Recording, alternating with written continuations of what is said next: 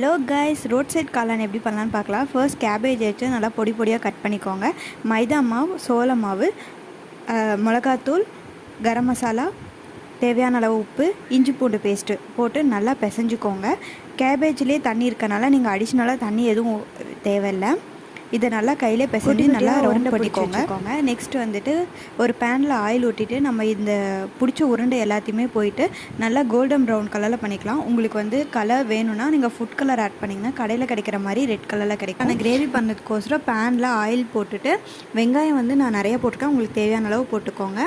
அப்புறமேட்டு கருவேப்பிலை, 2 பச்சை மிளகா, தக்காளி பேஸ்ட் மாதிரி நல்லா அரைச்சி ஊற்றிட்டு நம்ம எப்பயும் போட்டால் அதில் போட்ட மிளகாத்தூள் அந்த இதெல்லாம் போட்டுட்டு நல்லா வந்துட்டு பச்சை வாசனை போகிற வரைக்கும் வதக்கிட்டு நெக்ஸ்ட்டு சோள மாவு கொஞ்சம் கரைச்சி ஊற்றிடுங்க, அப்போ தான் கெட்டியாகும்.